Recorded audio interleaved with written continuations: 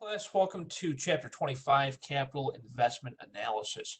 This chapter really has to do more with finance than it does with accounting. The two subjects are really related to each other, finance and accounting are. The reason why we are exploring things like capital investment decisions, capital investment analysis, is because we utilize funds that are allocated in accounting in our capital budgets to make investment decisions. And so we need to kind of understand how that works, and we'll be examining things a little bit deeper, like interest rate, time value of money concepts, and what happens to our investments over time. And so all of these types of concepts will be covered in this chapter. Again, since you're all on mute, when you have questions, feel free to unmute yourself and ask your question. Sometimes these concepts are very, very deep in nature, so they can be somewhat challenging. Okay, so let's talk about the nature of capital investment decisions. So companies use capital investment analysis to evaluate their long-term investments. You remember the term long-term from earlier chapters. When we talk about long-term, we're talking about more than 12 months. So in accounting, the word long-term means more than 12 months. Same term applies in finance. Capital investment analysis, or also known as capital budgeting, which is really more what it's really called. Capital budgeting is the process by which management plans, evaluates, and controls investments in fixed assets. You probably remember the term fixed assets from earlier chapters. A fixed asset is property, plant, and equipment. Again, a fixed asset is property, plant, or equipment. That's a fixed asset. So buildings, machinery, land, all of these are fixed assets.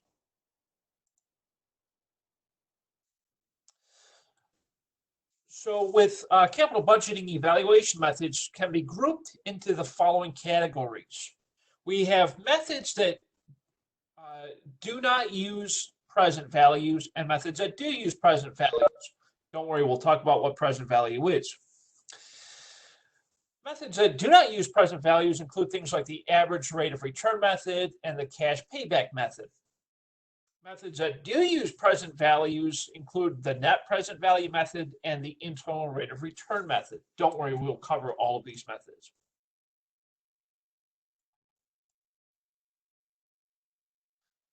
So let's talk about the ones that use present values to consider in consideration of the time value of money. The time value of money recognizes that $1 today is worth more than $1 tomorrow because the dollar can earn interest. I think I said that before in this class, if I'm not mistaken. I said $1 today is worth more than $1 tomorrow because, of course, I can do more with $1 today, right? Now, the concept of time value of money, we look at things like the discount rate and the interest rate as it refers to the time that a dollar is invested. So think of it like your savings accounts at your bank. You put $1 in to your savings account, it might be worth $1.01 in a year from now. That's because it earns interest.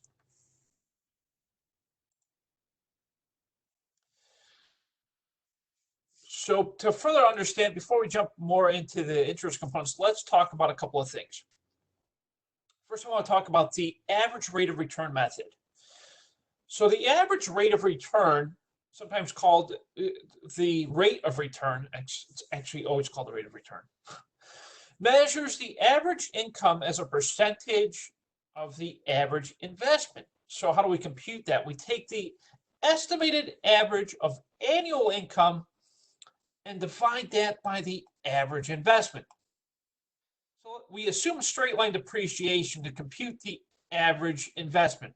So to compute average investment, we take our initial cost of the property, plant, or equipment, plus any residual value from that property, plant, or equipment, and we divide by 2. Why divide by 2? Because that's how we get averages. Okay, so let's look at this example. We have a cost of a new machine of $500,000, a residual value of 0. The estimated total income from the machine is expected to be $200,000, and it's expected to be in service for 4 years. So we take our values and we plug them in. The initial cost of the equipment we said was $500,000. We said the residual value was 0. We divide by 2 to get $250,000 for our average investment. We said that the average estimated income is $50,000. Well, why is it $50,000 instead of $200,000? The reason being is because the total estimated income from the machine is $200,000. The expected useful life is 4 years. You take your $200,000, divide that by 4 to get $50,000 of estimated income per year for those 4 years. So we take our estimated average annual income, which is $50,000. We divide that by the average investment of $250,000 to get 20%.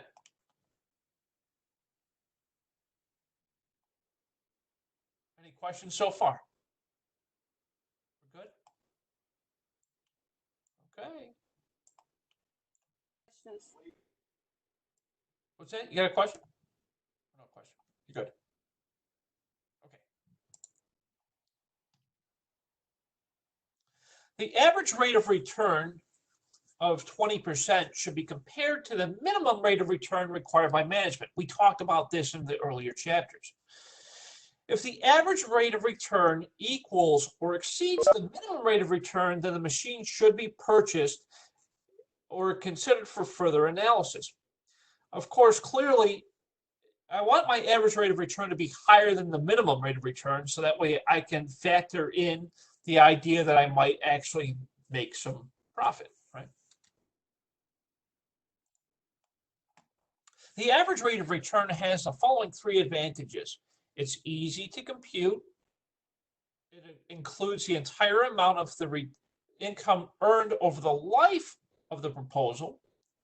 And it emphasizes the accounting income, which is used by investors and creditors in evaluating the management's performance. So in other words, it takes into consideration the earned revenue or the net revenue, right? And so that's important in understanding the overall management's performance. The average rate of return has 2, of course, disadvantages.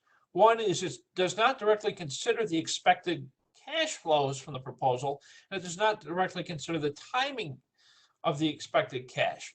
So, in other words, when I make a decision to purchase a piece of machinery using the average rate of return method, I'm not considering how much potential cash flow I can earn every year with the purchase of that machine. So in other words, I'm not estimating out my expected or potential revenues and expenses every year when I make that purchasing decision using the average rate of return method.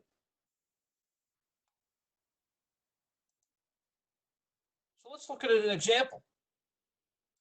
So let's determine the average rate of return for a project that is estimated to yield a total income of $273,600 over 3 years. It has a cost of $690,000 and a residual value of $70,000. So, who can tell me what is the average rate of return for this project?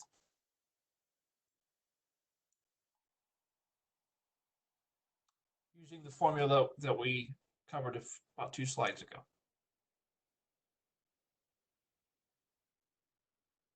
What's the first thing that we do to figure this out?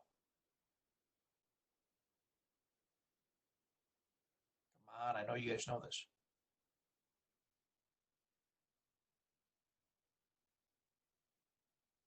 What do we got, Taylor? Oh, you saw me? Wow. Okay. I didn't know you could tell when I like unmute myself. Okay, because I know I came in kind of late, but is there like a two-step to it? Because are we doing the average Two steps, estimate? exactly. Say it again. Well, in this one, it's just one step given the information that we have. Okay, So so are we dividing the estimated average and then divide it by the? Oh, but we don't have that. Oh wait, no. right. Okay, so are we taking the initial cost plus?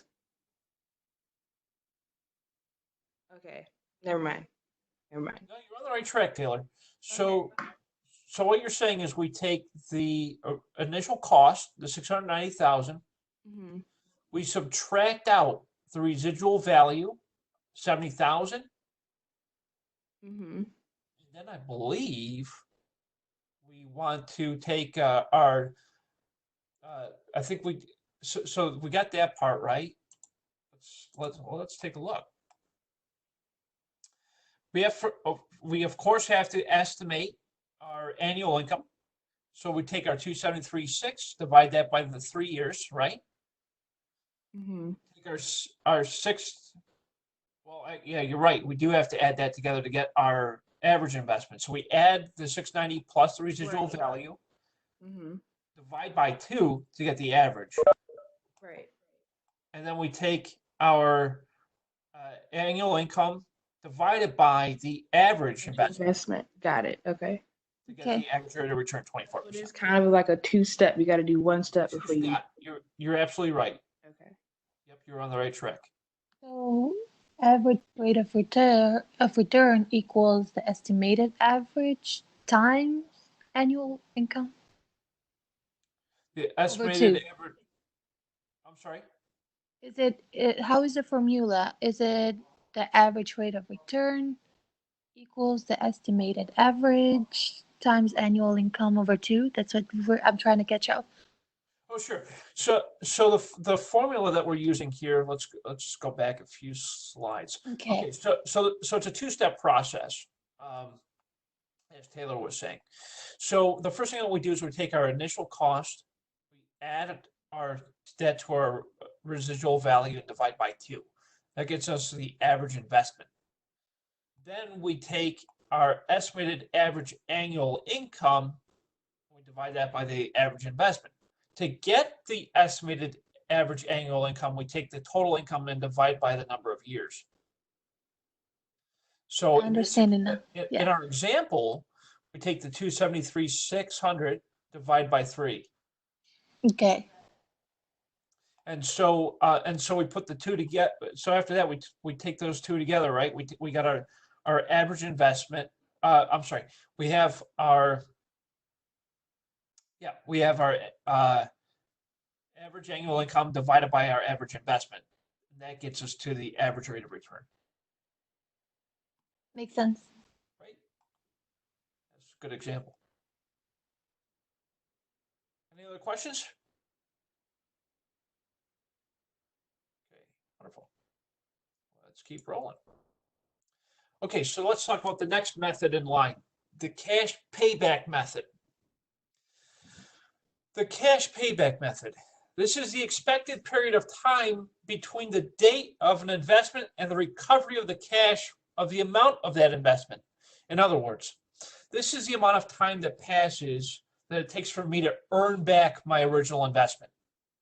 So if I buy a piece of equipment for $200,000 and the expected average income is going to be $50,000 a year, that tells me that my cash payback period will be 4 years. So, but we want to annualize it. So let's look at it from this perspective. When an annual net cash inflows are equal to the cash payback period, we compute it by the following. We take our initial cost, so in our example, 200,000, divided by the annual net cash inflow, we would expect to be 50,000. It should take me 4 years in order to get it back. So let's look at it from another example. So let's assume that management's evaluating the purchase of a new machine. The new machine cost 200,000. We expect to earn revenues 50,000. The expenses will be 30,000, and annual depreciation will be 20,000. So to figure this out in the most simplistic way of doing things, we take our revenues, 50,000, minus our expenses, 30,000. Okay. And then we also subtract out the depreciation. That gets me down to 10,000.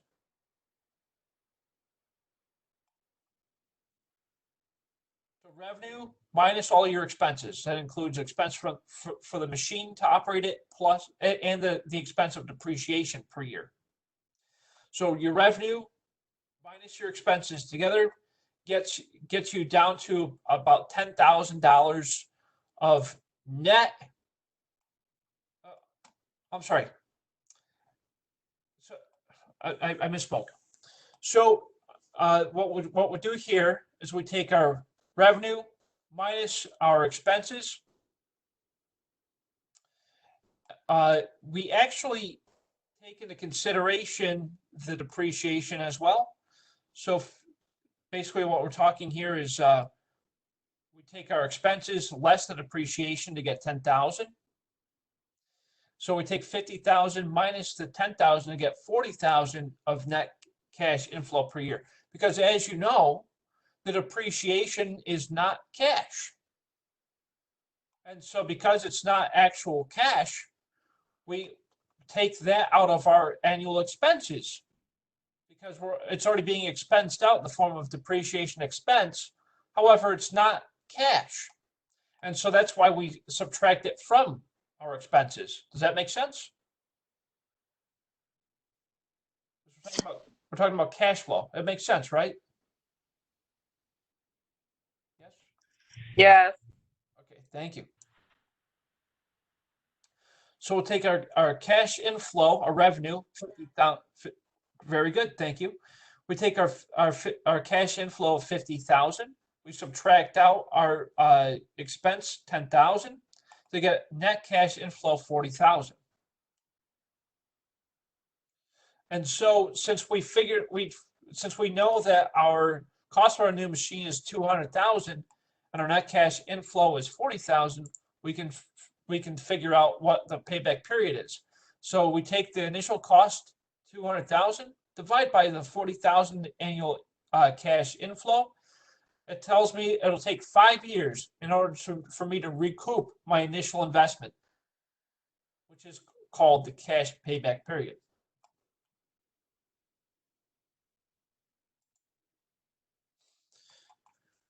Okay, so in the example we just looked at, the annual cash net inflows are 40,000 per year. When the annual net cash inflows are not equal, the cash payback period is determined by adding the annual net cash inflows until the cumulative total reaches the initial investment. In other words, in most cases, the net cash inflow will not be the same every single year. This is because we would expect that our revenues and expenses will change from month or from year to year. They're not always going to be the exact same every single year. This is because we'll end up selling more or we'll have more expenses, which will cause my revenue and expenses to rise. The opposite is also true. So let's look at it from a perspective of uneven cash inflows. Okay, so let's assume that we have a period of investment that has an initial cost of 400,000 for the purchase of a new machine. The annual and cumulative net cash inflows over a period of 6 years, and they look like this. In year one, we had a net cash flow of 60,000. Year two, we had 80,000. Year three, we had 105. Year four, we had 155. Year five, we had 100. And year six, we had 90,000. What this shows us is that we would add all of our net cash inflows together,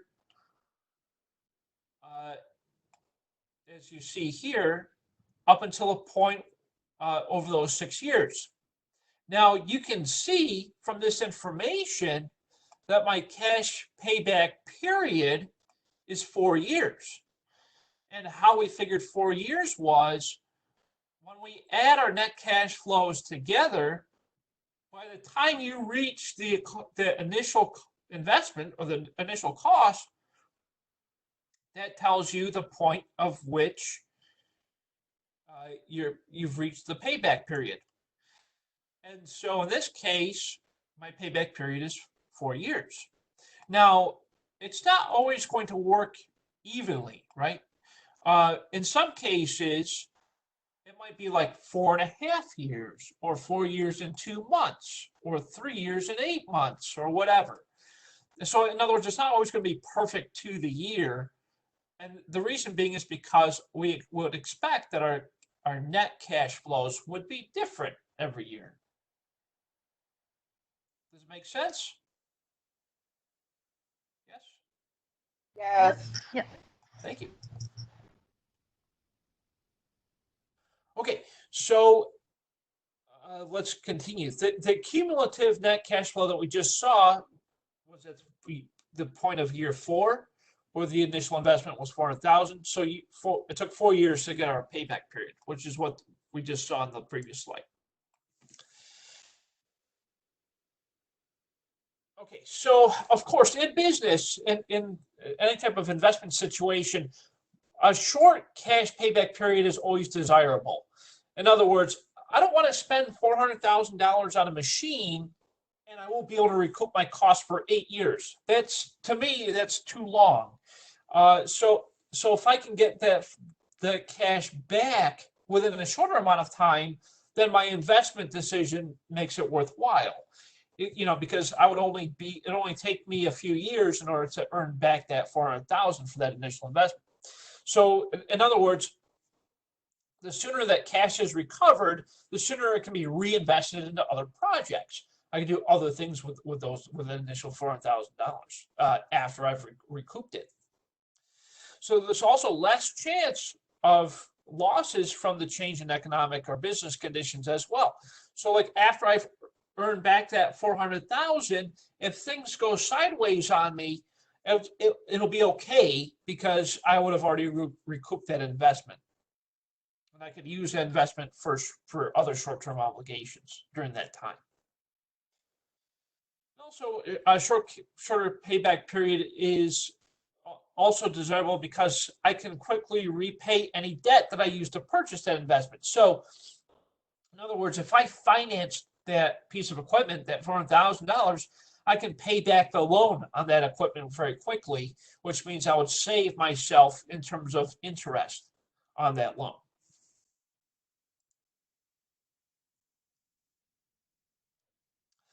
So the cash payback period has the following advantages. It's simple to use and easy to understand. And it analyzes cash flows. However, of course, there's some disadvantages with using this method. It ignores cash flows occurring after the payback period. In other words, with that one example we looked at, years 5 and 6 don't really matter because I've already earned back my initial investment. So I kind of ignore those years 5 and 6. And another disadvantage is it does not use the present value concepts in valuing cash flows that occur in other periods. Well, don't worry, we'll talk about present value here shortly. Are we good on the cash payback method? Everyone understands the concept? Everyone's good? Yes. Okay. So example, a project has estimated annual net cash flows of 30,000. We have an estimated cost for a machine of 105,000. What is the payback period? Who can tell me? What's the payback period here?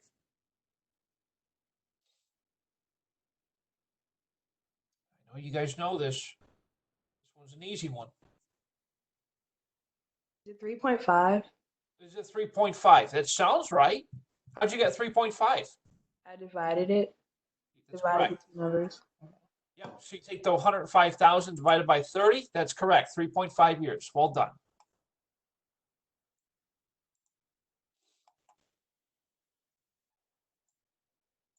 Okay. So we talked about the cash payback period. Now let's talk about present values. This is a finance concept again.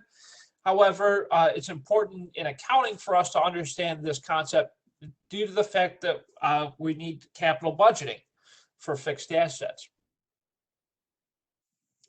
Okay, so an investment in a fixed asset may be used as purchasing a series of net cash flows over a period of time. The timing of when the net cash flows will be received is important in determining the value of the proposed investment.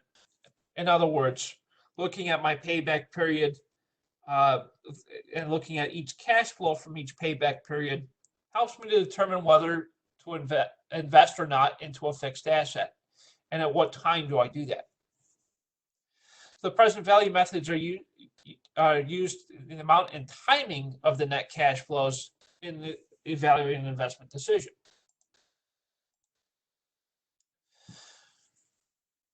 Okay, so both the net present value and the internal rate of return methods are used in calculating present value concepts. The present value of an amount and the present value of an annuity. By the way, the word present value means the value of something today. It usually means the value of money today rather than the value of the future. That would be future value.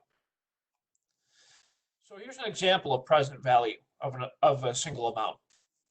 Let's say we invest $1 today, and we want to leave that dollar in the bank for 3 years, and we have an interest rate of 12%.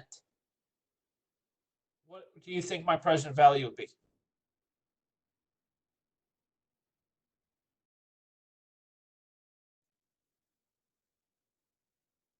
Any guesses?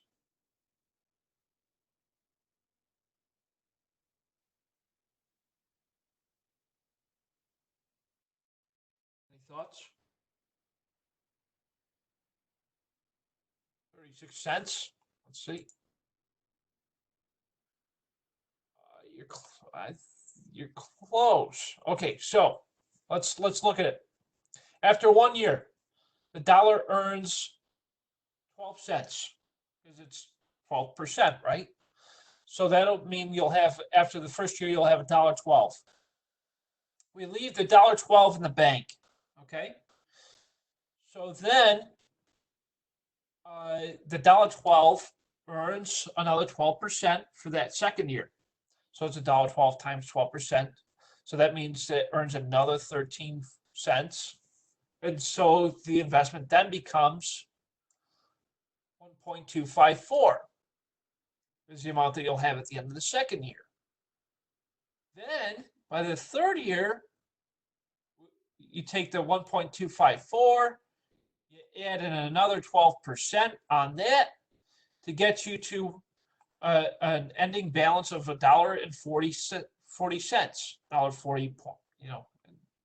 half, if you will, half a cent. So what this shows us is compounding interest over a period of 3 years on a dollar invested and left in the bank for 3 years. So 36 cents is it's close. It's about 40 cents. Cents off in your calculation. And the reason why you're probably off in that calculation is because you probably didn't get the computing, the compounding part. So when you leave it in the bank for the whole 3 years, the interest compounds on itself. So again, year one, $1 becomes $1.12 at the end of year one because it's 12%, right?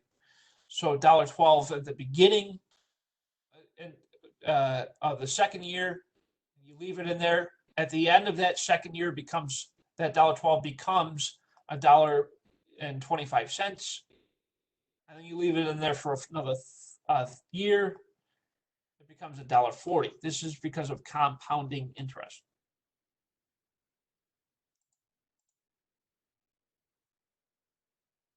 Again, the process of earning interest on interest is called compounding interest. So looking at it graphically, so you invest your dollar today, it becomes $1.12 at the end of the first year, becomes $1.25 at the end of the second year, and by the end of the third year, it becomes $1.40. And how it got there is because of compounding interest. So $1 times 12%, that becomes $1.12. Then I add in another 12%, and so forth and so on. Everyone understands the concept of compounding interest? Yes, great. Okay, and the same concept applies to like, well, somewhat applies to like a 401k or a retirement investment. That's why you'll always hear investors say, just leave it there. Don't worry about it. And the reason being is because it gains interest over time. And that interest is compounding. So that's why they always say for those type of retirement investments to leave them as they are. Okay, so on January, here's another example. January 1st, 2016, this is the same example. The present value is $1.40 to be received at the end of December 2018.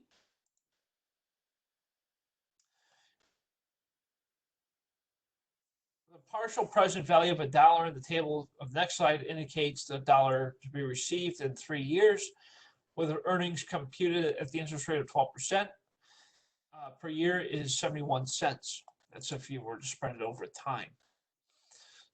So an interest, this is a what do you call it, chart. And this chart shows us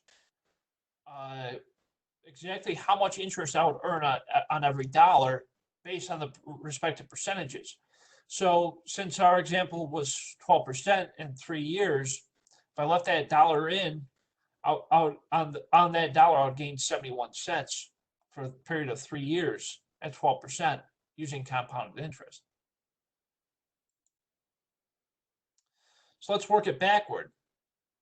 To get back to that dollar to make sure that that math is correct. So we said December 2018 be $1.40. Based on the chart, if I took the 71 cents, multiplied that by my $1.40, I should be able to get back to $1. This is a way of validating. So let's look at the present value of an annuity. We looked at a present value for just simple investment, but now let's look at annuity. So an annuity is a series of equal net cash flow payments at fixed time intervals. An example would be you pay your rent monthly. That's a form of an annuity payment because it's the same amount every single month. Your salary, it's the same every single month. So it's a form of an annuity payment. A bond interest, that's an annuity payment. Any other example? Would also be an annuity payment that you would receive. What do you think? What's an annuity payment that you would receive every single month?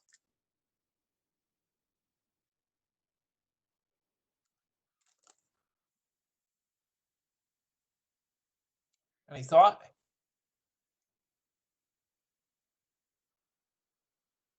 What's an annuity payment that you would receive every single month, other than your salary? For example? Would it be like something that you receive? Like, say if you receive like Social Security or something, wouldn't it be like monthly? Exactly. You're 100% right. That's exactly what I was getting at. So when you retire, you would receive an annuity payment in the form of Social Security. That's 100% correct. So yes, that's the form of an annuity payment that you would receive. Another example would be if you were involved in like an accident at work or in a car or whatever, and you received monthly payments from that incident on a regular basis every single month, that would be form of annuity payment. So there's a couple of examples, but yes, that's very good. I'm happy that you mentioned Social Security. It's 100% correct. Very good. So let's talk about present value of an annuity. This is the amount of cash needed today to yield a series of equal net cash flows at a fixed time interval in the future. An example of this would be how much I would need to have in the bank today in order to retire, to receive a certain amount every single month in retirement. So let's look at a few examples here. So the present value of $100 annuity for 5 periods at 12% could be determined by taking the present value factors and partial present value of a dollar table.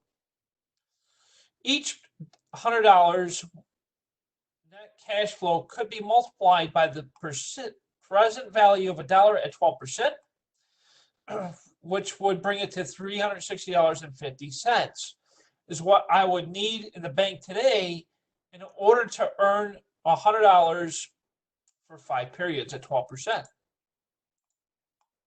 So let's look at it graphically. So if I invest $100 for a period of 5 years or 5 periods, okay, let's say it's 5 years. And of course, in order to earn that $100 for that 5 years, I would need to invest these amounts per year. So the first year, I would need to invest $89.30 in order to get $100 in the future. The reason being is because that $89.30 would yield 12% interest to get me to the $100. And then in the second year, I'll need to invest $79.70 in order to get to that $100 in that second year. The reason why we see it this way is because of the concept of compounding interest, and so forth and so on. You see the sequence here. So in total, to get to the $100 per year for 5 years, I need to invest a total of $360.50 in order to yield the $100 per year for 5 years based on the concept of compounding interest. So another way to validate that is you take your $100 for that 5 years and we multiply it by the respective percentages off of that 12%. This basically tells me what my interest rate is at each year.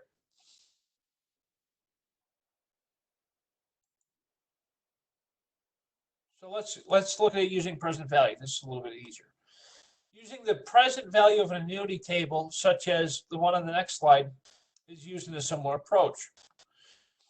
So we said that 5 years, $100,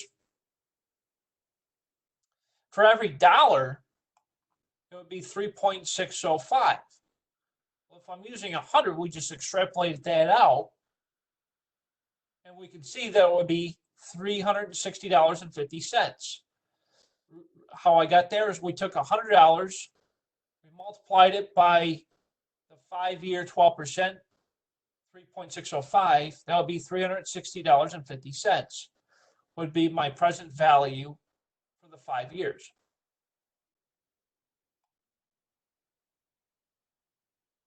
Everyone understands the concept so far? Yes? Great. Okay.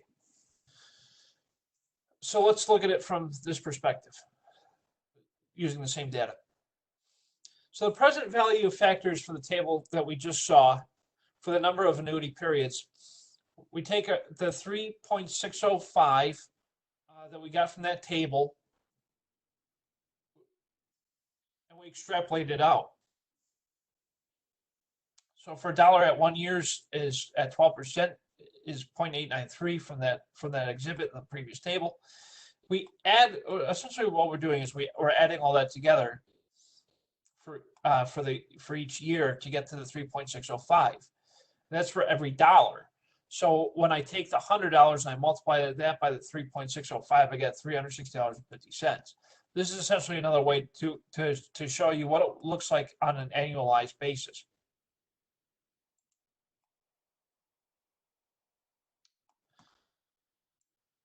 So net present value method and the present value index methods are often used in combination. Is essentially what we just showed you there.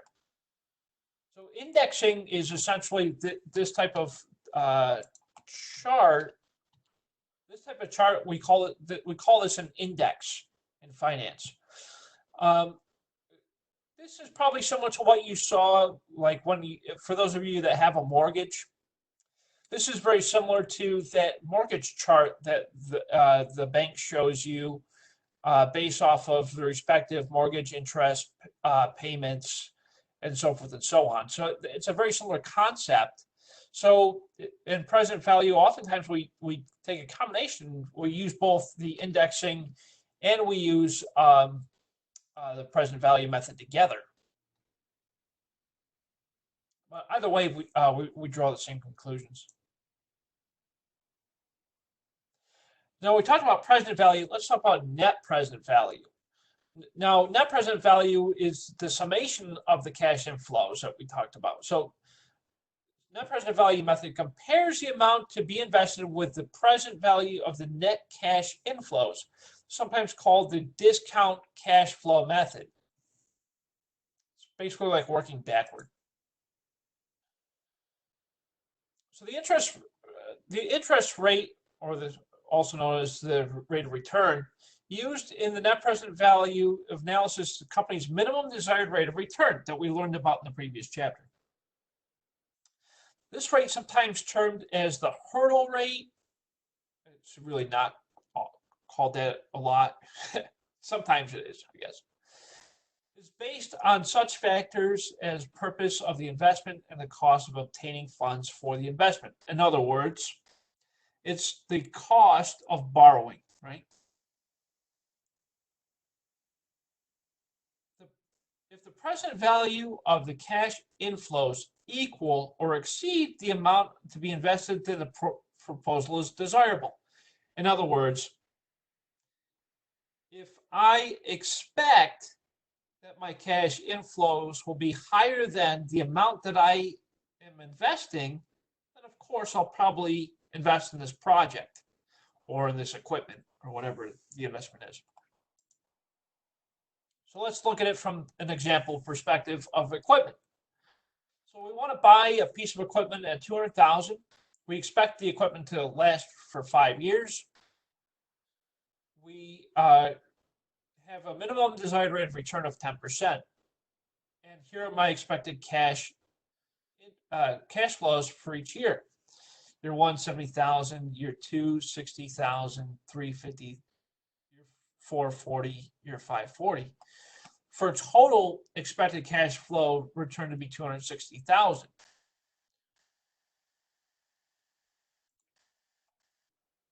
Now let's extrapolate that data out using present value.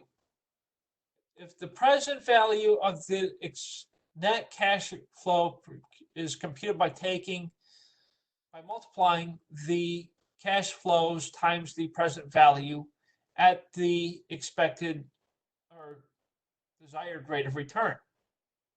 So a dollar at 10% would be 0.909, or also known as 91 cents. Year 2 would be 83 cents. Year 3 would be 75 cents. Year 4 would be 68 cents. Year 5 would be 62 cents. We multiply all of those by the respective cash flows to get present value of net cash flows,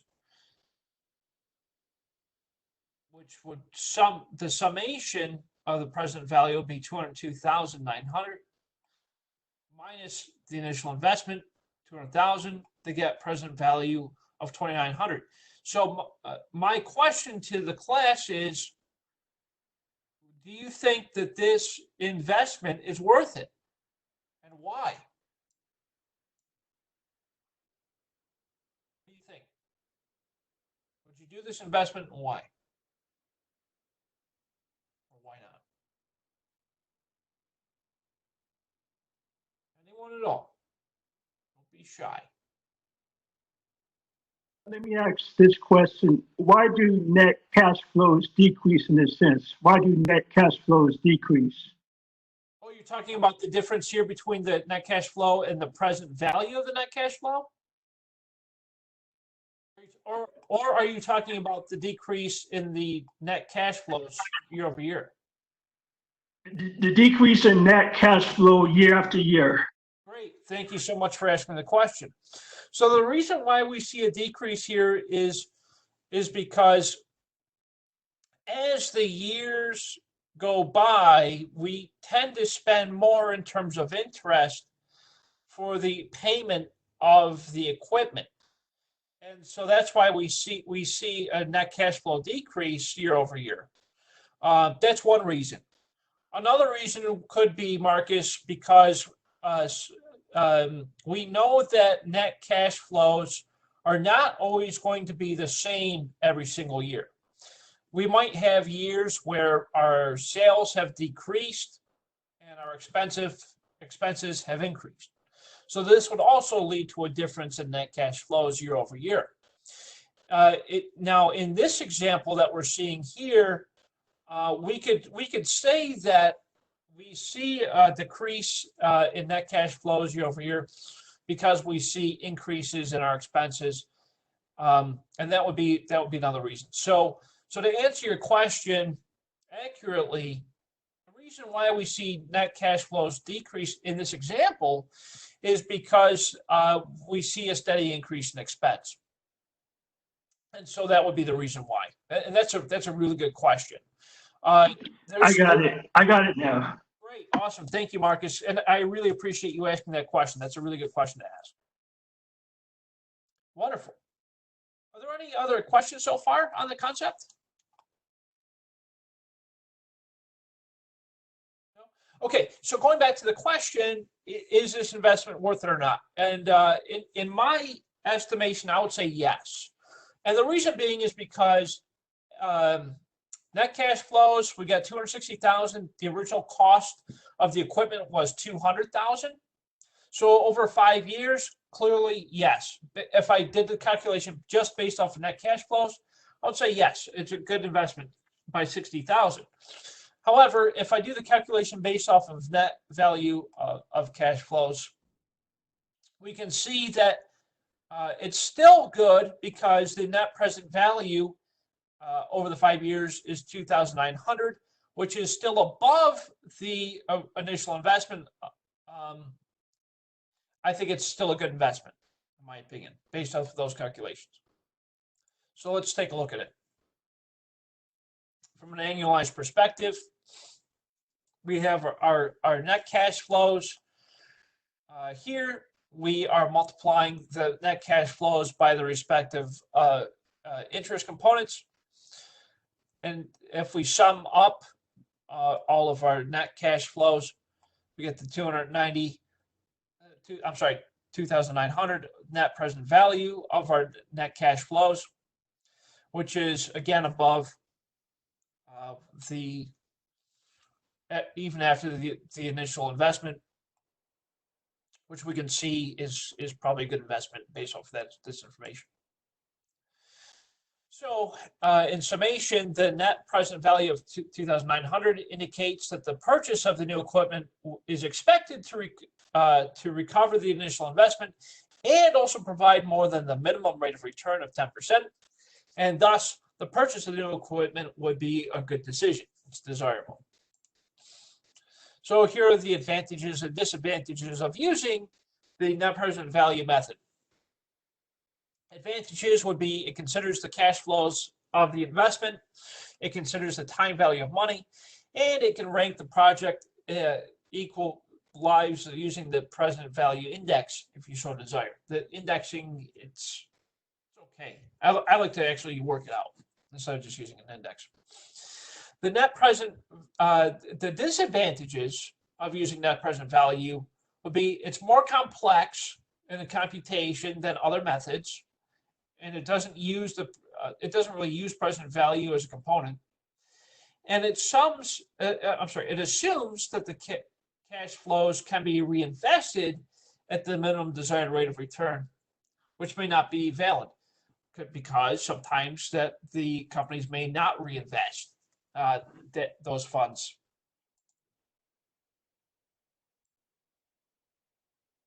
Okay, so let's look at present value from an index perspective.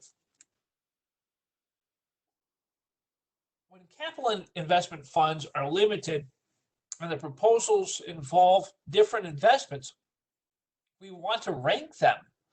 So a ranking of the proposals can be prepared using the present value index. Oftentimes we do ranking when there's more than one decision to be made. This is very common in business. So if we have multiple proposals, we typically want to rank those proposals using this type of index. So the present value index is computed by taking the total present value of the net cash flows divided by the amount that we want to invest. So here's an example. The present value of the index, this example, is 1.0145. We got there by taking the total present value of the net cash flows, which was 202,900. And as you recall, our initial investment was 200,000. So therefore, we get the present value index of 1.0145. A project that will have a present value greater than 1 is when the net present value is positive. So again, greater than 1, that's good. That means it's positive. If it's less than 1, not so much.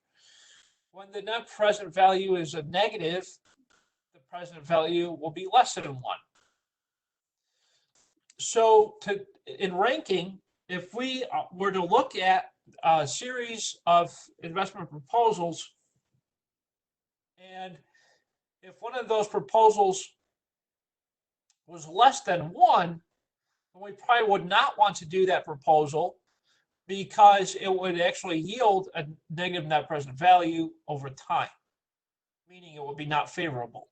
We wouldn't be able to recoup, and it would be less than our desired rate of return.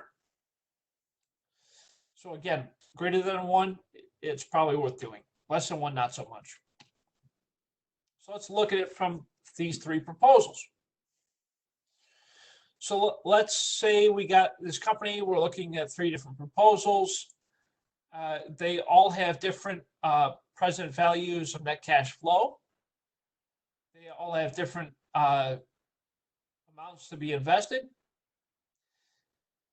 And we see that the net present values also differ. To figure out net present value, we take our present values of the net cash flow and subtract out the amount to be invested to get the net present value. So if in the example we had our rate of return at 10%, so we take our 107,000, divide that by the initial investment or the amount to be invested, gets us 1.07. In proposal B, the net present value of net cash flows was 86,400 divided by the amount to be invested. Gets us to 1.08. And then proposal C,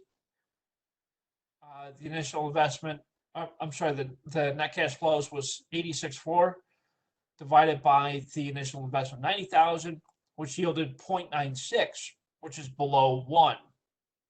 So if we're ranking these proposals based off of these indexes, the best one here is proposal B because it has the highest value index. So in proposal B with 1.08 per dollar invested is higher than proposal A at 1.07 per dollar invested. Proposal B also requires an initial investment of 80,000, which is lower than proposals A and C. So based off of all this information, we can see that proposal B would be the best or most desirable proposal. Any questions so far? We're good? Yeah, we good. Great. Awesome. Let's keep on rolling. So let's look at another example. A project has an estimated annual net cash flow of 50,000 for 7 years. And its estimated cost is 240,000. We assume a minimum acceptable rate of 12%. Using Exhibit 5, determine the net present value of the project, and also B, what is the net present value of the index?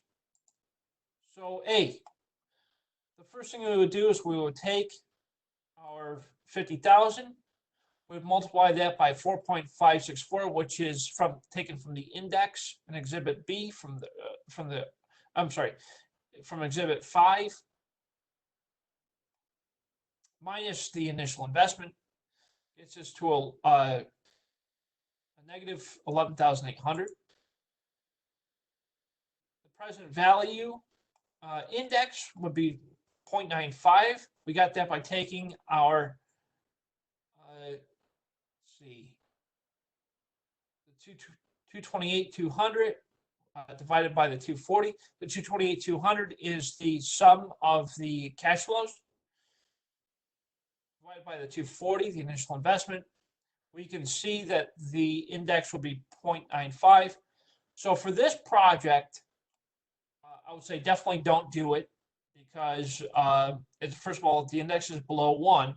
Second of all, we're yielding a negative present value for the project. So it would not be worth it.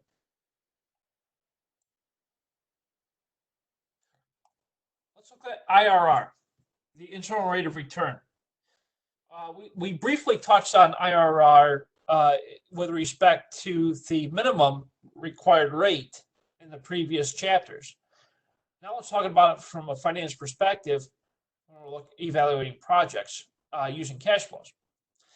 So IRR, or internal rate of return, is used uses present value concepts to compute the rate of return from a capital investment proposal based on its expected net cash flows.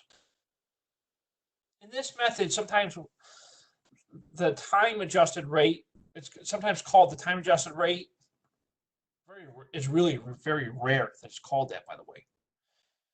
It starts with a proposal's net cash flows and works backward to get to the expected rate of return.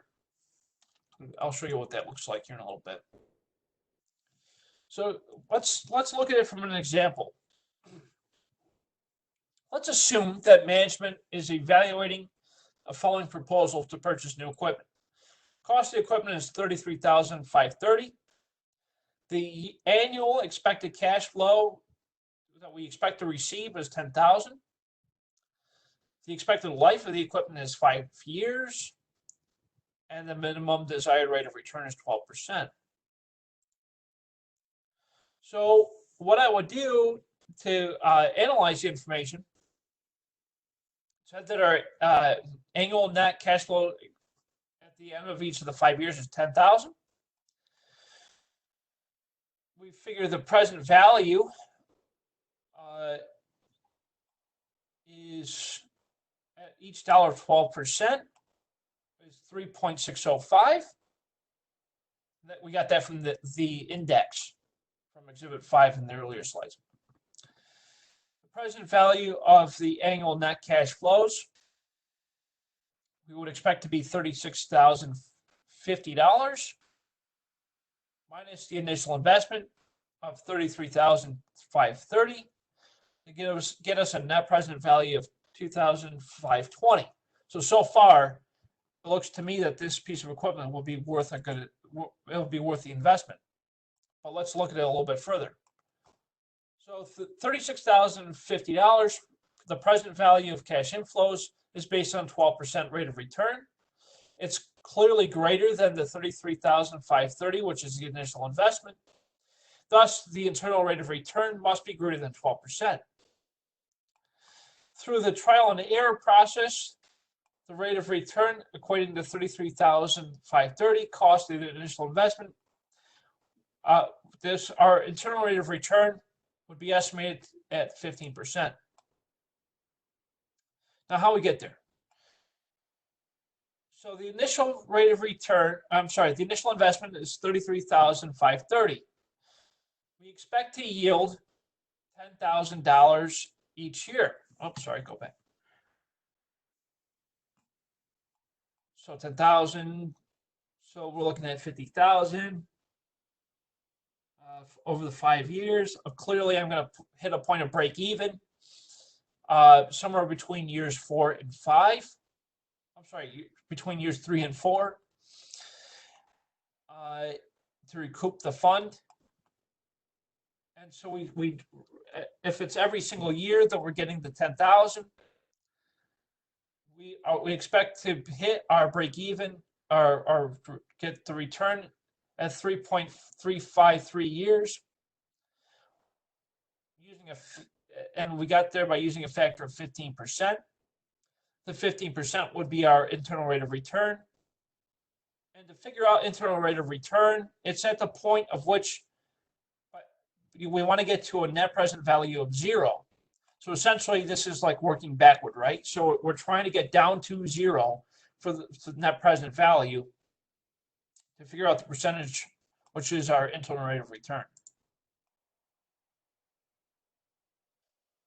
So further looking at IRR, so when equal annual net cash flows are expected, we need to take the following steps. The first thing we do is determine the present value for an annuity of $1. Essentially, it's every dollar that's invested, right? So to figure that out, we take the amount to be invested and divide that by the equal annual net cash flows. The second thing we do is we locate the present value factor determined in step 1, the present value of the annuity. Looking at a table, first thing you do, of course, is locate the number of years. Second thing you do is locate the percentage factor that we use in step 1. Identify the internal rate of return that is expected, the heading column, step 2. So basically, step 2 is describing that chart that I showed you earlier with the various percentages and years. And so after that, we'd be able to figure out IRR. So let's look at it from this example. We have a new piece of equipment costing $97,360. The yearly expected cash flows to be received is $20,000. Useful life of 7 years. Looking at the chart, we can figure 7 years. Okay. At 10%. Gets us to 4.868. You could have also calculated this to figure out what that rate would be. We would take out the cost of the machine, $97,360, divided by the annual expected cash flows, would also yield 4.868. And so we find 4.868 in our chart at 7 years. And that tells us what the percentage is. Make sense? It's kind of like working backward, right? So in other words, this is the data given to us, but it doesn't give us the percentage. Okay, so how do we figure out what the percentage is? The percentage is the IRR. So how do we figure out what's our IRR? We take the cost of the machine, divide it by the expected cash flows to get 4.868. We figure out how many years, useful life, 7 years. We come over, we find our 4.868, and we look up and it tells us what the IRR is, 10%. Make sense? Hopefully. Kind of, sort of, mostly.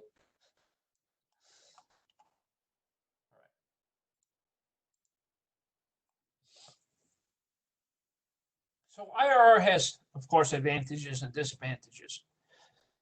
Advantages of IRR is it considers cash flows in the investment. It considers the time value of money, which is the interest earned over time.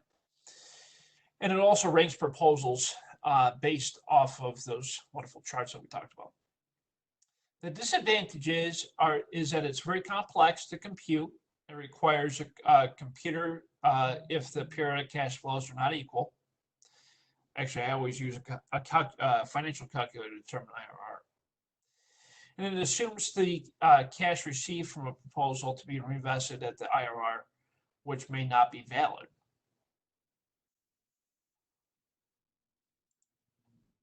Okay, so let's look at another exercise.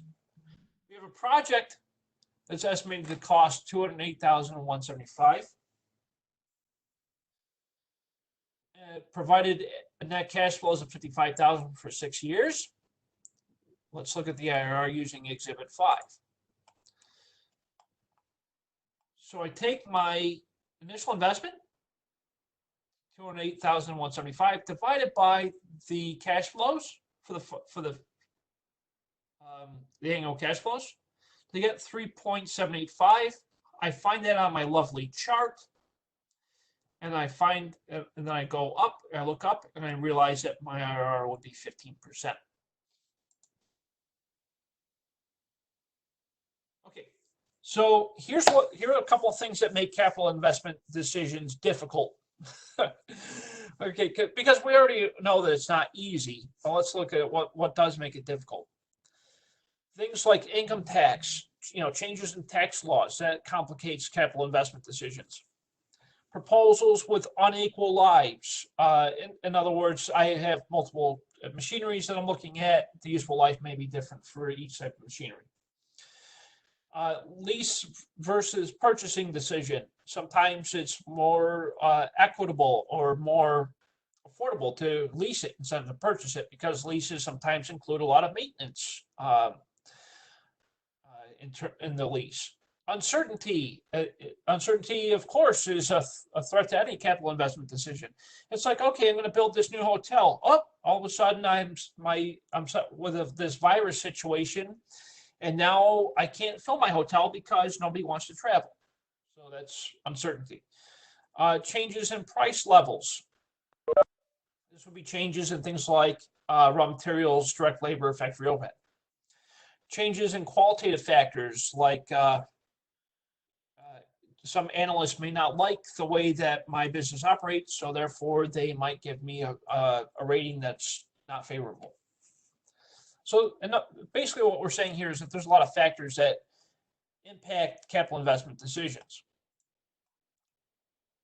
From the income tax perspective, on a capital decision, this may be material because we are faced by looking at depreciation for federal tax purposes. As we know, when we make an investment into a property, plant, and equipment, it depreciates over time. And so that may shorten its useful life. And so that may have an impact of me making the decision to purchase the equipment.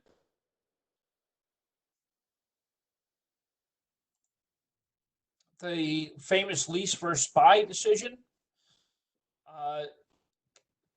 The advantage of leasing it versus buying it is the fact that things like the maintenance would be included. The company eliminates the risk of owning it, whereas once it becomes obsolete, right, we just turn it in, right? That's the nice thing about leasing. It's like, okay, well, at the end I can just turn it in for the quote unquote the newer model, and so it'll never be obsolete for the company. The company may deduct annual lease payments for income tax purposes as an expenditure. You just write it off of the taxes. Disadvantages to leasing is that it's normally more costly than the purchasing the asset, meaning the lease payments are higher than if I were to just service the equipment on my own for maintenance, which is one of the many reasons. Uncertainty is a factor because with any capital investment decision, there's uncertainty in things like revenue, expenses, and cash flows. it's like, okay, great, I purchased this new building, but it doesn't yield the revenues that you had expected or anticipated, or the expenses are higher than you expected, so forth and so on. Changes in price levels. As the economy improves or worsens, of course, this causes changes with what we call inflation. Inflation, as you know, is the general price levels often increase with a rapidly growing economy. And deflation is also the opposite of inflation, where price levels decrease because of deflation in the economy. Changes in price levels are also affected by what we call currency exchange rates. For multinational companies, like we talked about in previous chapters, I gave Coca-Cola as an example. As you know, they are a multinational company. They have presence all over the world. And so when they make an investment decision in one of their plants, they have to deal with currency exchange rates. So if they make an investment in the United States from another country, they have to exchange US dollars for that local currency. And so in comparison, US dollar in comparison to like the Mexican peso or to the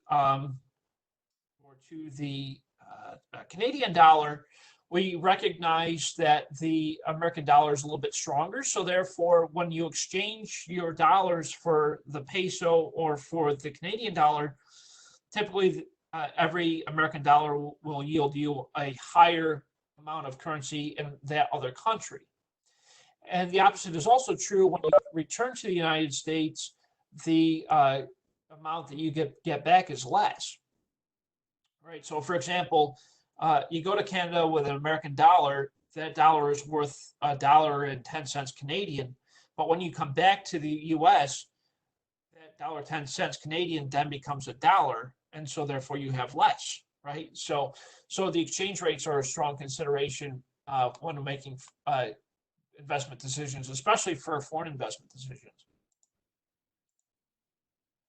Then qualitative considerations include things like product quality, manufacturing flexibility, employee morale, manufacturing productivity, and market segment opportunities. And there's this thing called capital rationing. This is the process of which management allocates funds among competing investment proposals. So like we talked about previously, we'll set aside a certain amount of funds that would be utilized for investment decisions through capital expenditures. Using that example I gave you with the chiller at the hotel situation that I faced several years ago, that would be an example of capital rationing. Alternative proposals are screened by using minimum standards, using the payback method, and average rate of return, things like that. Okay, so we have reached the end of chapter 25 in a good, timely fashion. The time is now 12:18. It's amazing. We're right on time. So first and foremost, are there any comments or questions that you have on capital investment decisions that we just covered in chapter 25? No, not at this time. Not at this time. Okay. Hey, Professor, this is Jonathan. It's not regarding this section, but I'm from the other section, right? Yes, I know. So am I gonna take the test with them? Yes, you will. Jonathan, for your exam, yours will be on the 25th. Okay. All right. Thank you. This class, your exam will be on the 23rd. No, I'm talking about the exam that you just posted yesterday. Yes, that covers the previous chapters. Okay. When is it? Is it on the 9th? Yes, it'll be open tomorrow on the 8th. It'll close on the 9th. Okay. All right. Thank you. Hold up. We got a test. Vale, don't worry about it. Jonathan is in my Saturday section. Oh, okay. Don't worry. See what you did there? You got everyone confused. Okay, good question. Okay, so On Thursday, we'll cover chapter 26. And then on next Tuesday, we'll cover the last chapter, chapter 27. On the 16th, it is a holiday. The 16th is Emancipation Day, so there's no school on the 16th. And then the 21st, we will have a review for the final exam. The 23rd will be the final exam. Lorena, go ahead with your platform. Professor. Thank you. So, hi guys, my name is Lorena, and as some of you might know, it is campaign week. I'm running for vice president of the student government at the community college, and I was hoping I could count on your vote. I would like to share with you my platform, but I don't know if you guys would like to stay later on. We can chat with each other. I'll send you guys my personal number. Um, and the voting starts on April 13th through 17th. My main goals are to promote student rights, to develop policies on a fair, open, and consistent manner, and to work on university, local, and national issues that directly affect student education opportunities and access. But if you want to hear my actual agenda for the next year, I'll be happy to chat with you, or just give me a call after class. I'll leave my number right here, and I'm gonna leave the link to the voting website as well for you guys. Thank you so much for listening.